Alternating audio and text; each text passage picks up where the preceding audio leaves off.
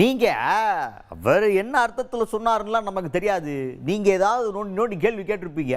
அப்போ ஒரு ப்ளோவில் அவர் பேசியிருப்பார்.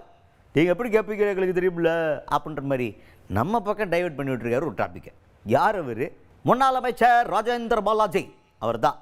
இப்போ என்ன மேட்ரு அப்படின்னு பார்த்தீங்கன்னா, அவர்கிட்ட கேட்குறாங்க, அமித்ஷாஜி பேசுகிறாரு அதிமுக கூட்டணி தான் ஜெயிக்கும் அப்படின்னு சொல்கிறாரு. அதிமுகவை சேர்ந்த தலைவர் தான் முதல்வர் ஆவார்னு சொல்கிறாரு. ஆனால் எடப்பாடி பழனிசாமி அவர்களுடைய பேரை சொல்லவே இல்லைங்க. பார்த்துக்குங்க. இப்போ என்னவா இருக்கு அப்படின்ற மாதிரி ஒரு கேள்வியை கேட்டோன்னா ராஜேந்திர பாலாஜி அவர்கள் என்ன சொல்கிறாரு அப்படின்னா, அப்பா அவர் பேசியிருக்காரு, நீங்கள் என்ன கேட்டீங்க, எந்த மாதிரி ஒரு சூழலில் ஒரு பதில் சொல்லியிருக்காருலாம் நமக்கு தெரியாது. இப்போ உங்களை மாதிரி பிரஸ் ஆளுகள்லாம் வந்து கேட்கல ரொம்ப கிடுக்கி பிடி கேள்வியாக வளைச்சி கேட்பீங்க. அந்த மாதிரி சூழலில் ஏதோ ஒரு வார்த்தை சொன்னதை பிடிச்சிக்கிட்டு நீங்கள் கேள்வி கேட்டுக்கிட்டு இருந்தீங்கன்னா எப்படி? எப்போவுமே எங்கள் இதை பொறுத்த வரைக்கும், தமிழ்நாட்டை பொறுத்த வரைக்கும் எடப்பாடி பழனிசாமி அவர்கள் தான் கூட்டணியின் தலைவர், அவர் தான் முதல்வர் அப்படின்ற மாதிரி ரொம்ப கான்ஃபிடென்ட்டாக அடிச்சு விட்டுருக்காரு முன்னாள் அமைச்சர் ராஜேந்திர பாலாஜி அவர்கள். அவர் எந்த அர்த்தத்தில் சொன்னார், எதுக்கு சொன்னார், இதெல்லாம் எனக்கு தெரியாது. நீங்க இப்ப கேட்குறீங்க, இப்பதான் சொன்னாங்க அதிமுக முதலமைச்சர் எடப்பாடி தான் ஆட்சி, எடப்பாடி தான் முதலமைச்சர், அதான் அர்த்தம், அதுதான் கருத்து. அவரு அமித்ஷா வந்து எடப்பாடி பழனிசாமி ஒரு வார்த்தையை கூட மென்ஷன் பண்ணாம கூட்டணி கட்சியில இருக்காரு, அவர் அதை கூட மென்ஷன் அதுக்கான காலங்கள் இருக்கு, அந்நேரம் சொல்லிக்கலாம்னு இருக்கலாம்.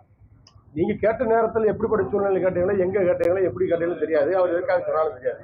நீங்க இந்த வீடியோக்கள் வந்து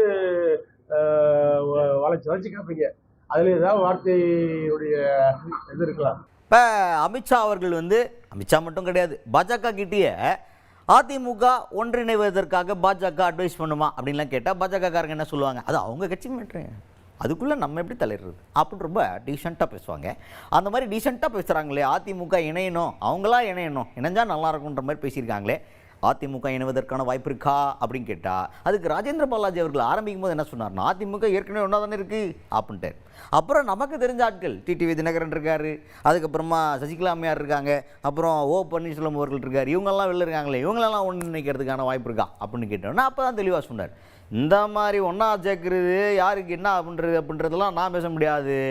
அண்ணே எடப்பாடி பழனிசாமி அவர்கள் இருக்கார், அவர்கிட்ட போய் கேளுங்க, அவர் எடுக்கிறதா முடிவு, நாங்கள் அவர் சொல்கிறதா கட்டில்லைன்னு வேலை பார்த்துக்கிட்டு இருக்கேன் நாங்கள் அப்படின்ற மாதிரி ரொம்ப ஸ்ட்ரிக்டாக ரூல்ஸை ஃபாலோ பண்ணுறாரு முன்னாள் அமைச்சர் ராஜேந்திர பாலாஜி அவர்கள். அது நீங்க காலம் இருக்கிறது பொறுத்திருந்து பாருங்க, அதற்குரிய வாய்ப்புகள் நகர்வுகள் நகர்ந்து கொண்டுதான் இருக்கு.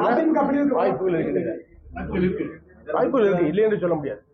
திமுக இருக்கின்ற கட்சிகளெல்லாம் ஒன்றிணைய வேண்டும், ஒருங்கிணைக்க வேண்டும் என்ற முடிவில் தான் எங்களுடைய பொதுச் எடப்பாடியார் செயல்படுகின்றார். அவருடைய கருத்துக்களும் செயல்களும் அப்படித்தான் இருக்கின்றன. ஆகவே வந்து திமுக எதிர்க்கின்ற, திமுக ஆட்சியில் வரக்கூடாது என்று எண்ணுகின்ற அத்தனை கட்சிகளையும் ஒருங்கிணைக்க வேண்டும் என்ற எடப்பாடியுடைய பணி தொடர்ந்து கொண்டிருக்கிறது. ஆகவே வெற்றி கிடைக்கும்.